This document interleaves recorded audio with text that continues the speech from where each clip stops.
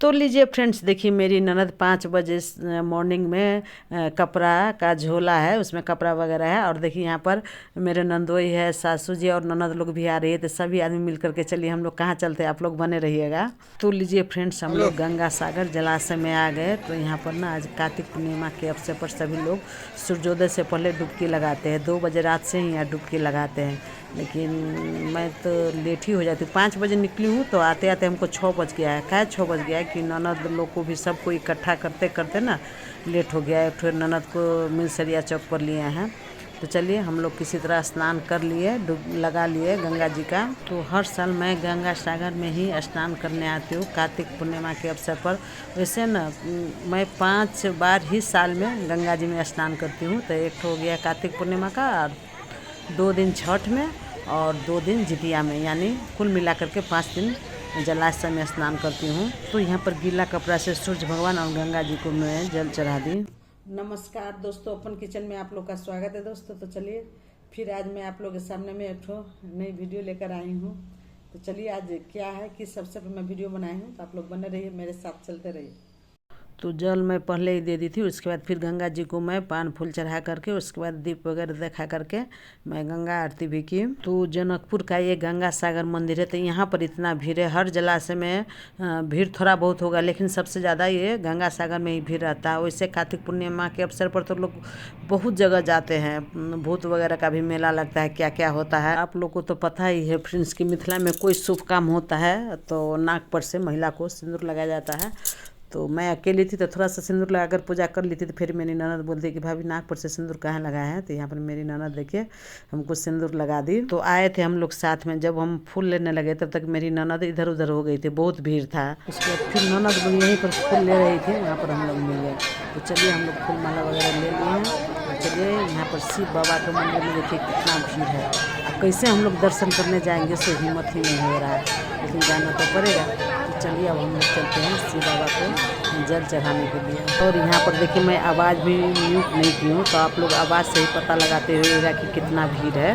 तो चलिए किसी तरह हम लोग जाकर शिव बाबा को जल चढ़ा लिए। लेकिन वहाँ पर मैं वीडियो नहीं बना सकी, सभी ऊपर निकलने का भी ना हमको मौका नहीं मिल रहा है। देखिए पीछे से मेरा हाथ का इशारा जो देख रहे हैं सुन रहे हैं। तो शिव बाबा के मंदिर के पास ही यहाँ पर नंदी बाबा थे। तो सभी आदमी नंदी बाबा को भी हम लोग पूजा किए। तो चलिए यहाँ पर गेट पर थोड़ा सा भीड़ कम था, तो मैं थोड़ा सा एक फोटो यहाँ पर। चलिए शिव मंदिर का दर्शन हो गया। अब चलिए राजा रामचंद्र जी के मंदिर में आप लोग को ले चलते हैं। तो देखिए मेरे नंदोई, मेरे हस्बैंड भी साथ में हैं। तो ये राजा रामचंद्र जी के मंदिर में आ गए। वैसे हर पूर्णिमा को लोग यहाँ पर दर्शन करते हैं। तो हर पूर्णिमा को ना गंगा सागर में स्नान करते हैं और पहले शिव मंदिर से पूजा करते हुए रामचंद्र जी के मंदिर, राजदेवी मंदिर, जानकी मंदिर होते हुए अपना अपना घर जाते हैं। तो देहात से भी बहुत से लोग आते हैं यहाँ पर दर्शन करने के लिए। तो रामचंद्र जी के दर्शन करने के बाद चलिए माता रानी शक्तिपीठ में आ गए, जो राजा रामचंद्र जी के कुल देवी है। तो यहाँ पर मैं माता रानी का भी दर्शन की। यहाँ पर आरती वगैरह हो गया था। माता राजदेवी मंदिर में ना 6 बजे मॉर्निंग में ही आरती हो जाता है। तो माता राजदेवी के मंदिर से मैं निकल करके बाहर निकली। तो यहाँ पर हर पूर्णिमा के रोज ना मांगने वाले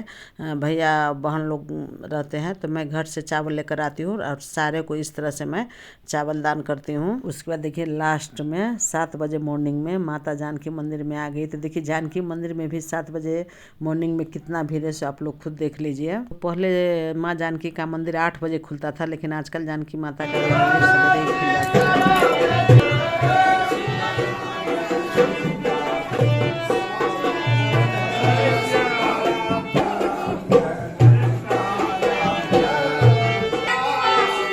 यहाँ पर अखंड सीताराम यज्ञ होता रहता था। यहाँ पर भी कुछ हम लोग जब पूर्णिमा को आते हैं तो कुछ पैसा वगैरह दान करते हैं। तो लीजिए यहाँ लास्ट में जानकी माता का 1 चक्कर परिक्रमा करके अब घर चलते हैं। तो यहाँ पर मैं किसी को बोली एक तो फोटो खींच देने के लिए, तो वीडियो बना दी। तो ये नेपाल का ना प्रसिद्ध मंदिर है जानकी मंदिर। यहाँ आने से ना बहुत शांति मिलता है। घर आते ही सबसे पहले घी में आटा डाल करके यहाँ पर भून ली। उसके बाद गुड़ मिला करके और उसके बाद यहाँ पर केला मिला करके सत्यनारायण के प्रसादी मैं बना ली। फल फूल सारे मैं खरीद कर लेकर आई थी। और पंडित जी बोले थे कि 9 बजे तक तैयार कर देने के लिए तो पंडित जी भी आ गया और मैं प्रसाद बनाई रही हूँ। कहे कि मैं स्नान घर से करके नहीं गई थी, वहीं स्नान की, तो थोड़ा सा ज़्यादा टाइम लग गया है।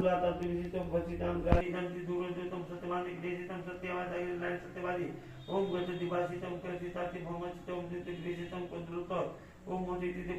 तो देखिए सत्यनारायण भगवान का पूजा था सो संपन्न हो गया। उसके बाद यहाँ पर जो कथा होता है 7 अध्याय, तो यहाँ पर पंडित जी 7 अध्याय कथा करा रहे हैं। तो लीजिए फ्रेंड्स, 7 अध्याय कथा संपन्न होने के बाद यह घी का बत्ती और कपूर से आरती प्रज्वलन किए। उसके बाद देखिए सत्यनारायण भगवान को दिखाने के बाद 5 बार यहीं पर परिक्रमा किए। आज मैं पूजा में ननद नंदोई को भी बुलाई हूँ। पूजा आरती संपन्न होने के बाद यहाँ पर जो मैं कुल देवता के पास जो प्रसाद चढ़ाई थी, तो वहाँ पर आकर पहले इसी तरह से कुल देवता का आरती करने के बाद प्रसाद उछरंग करके यहाँ से प्रसाद को हटाने के बाद देखिए हर जगह आरती को घुमा करके और यहीं से अपना छत से ही सूर्य भगवान को, जानकी जी के, राजदेवी जी के जितने मंदिर है सारे जगह घुमा दिए। उसके बाद देखिए मेरे नंदोई भी आज स्नान करके आए हैं, तब से यहीं भूखे हैं। तो नंदोई जी भी आज सत्यनारायण भगवान के पूजा में शामिल हुए, नहीं तो गांव पर रहते हैं तो कभी आते नहीं हैं। आज सवेरे सवेरे मैं बोली कि पूजा देखकर ही आपको जाना है।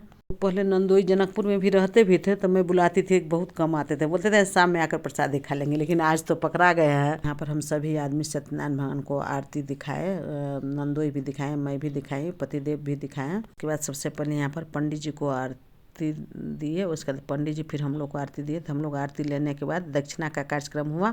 उसके बाद देखिए यहाँ पर पंचामृत सबसे पहले पंडित जी को दिए, फिर पंडित जी पतिदेव को दिए, नंदोई के दिए, और फिर मैं आप लोग के लिए भी ले ली। तो पहले आप लोग पंचामृत ले लीजिए, उसके बाद मैं भी ले ली। उसके बाद देखिए फिर यहाँ पर पतिदेव पहले पंडित जी को प्रसाद दिए, पंडित जी फिर पतिदेव और नंदोई जी को प्रसाद दिए। तो सभी आदमी प्रसाद ग्रहण किए। तो यहाँ पर पंडित जी को बहुत जल्दबाजी था, तो पंडित जी बोले कि आज कुछ नहीं खाएंगे, सिर्फ प्रसाद खाकर जा रहे हैं। उसके बाद मैं लंच बनाई, सो वीडियो आप लोग को नहीं शेयर की, काहे कि इतना धर पर था, कभी पूजा के करती थी तो कभी खाना बनाती थी।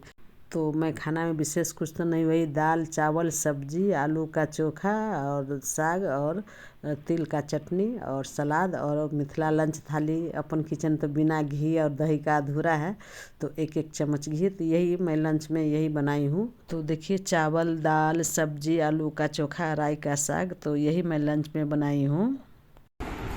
कैसा है मेहमान जी, खाना कैसा है? एकदम अच्छा है। अच्छा है। देखिए आज ना बहुत दिन के बाद नंदोई का और जीजा और क्या साला का खाना बना है, बहुत दिन के बाद। देखिए ननद हुआ है, उल्टा लाइट पड़ता है। कैसे है नीलम जी? पूजा हो गया तब आइए प्रसाद खाने के लिए। ऐसा ननद खाना खाने और प्रसाद खाने।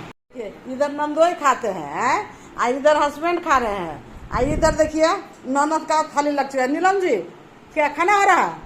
हाँ लीजिए, देखिए ना हमारी ननद का खाना देखिए कितना अच्छा से अपने परसी है। देखिए घी भी चलेगा, बिना घी की मेरी ननद नहीं खाती है। देखिए तो आज सत्यनारायण भगवान का पूजा था, पूर्णिमा। आइए, आज कौन पूर्णिमा था नीलम? कार्तिक पूर्णिमा। तो कार्तिक पूर्णिमा के अवसर पर हम लोग सभी आदमी गए थे जलाशय में स्नान करने, आए हैं तो पूजा किए। उसके बाद सब आदमी का यहाँ खाना बन रहा है। लीजिए। तो लीजिए फ्रेंड्स, मेरा वीडियो आप लोग शुरू से अंत तक जरूर देखिएगा। वीडियो अच्छा लगा तो लाइक शेयर और सब्सक्राइब कीजिएगा। अगले वीडियो में फिर मैं मिलूंगी, तब तक के लिए ओम शांति, नमस्कार, have a good day, bye bye, happy Kartik Purnima friends.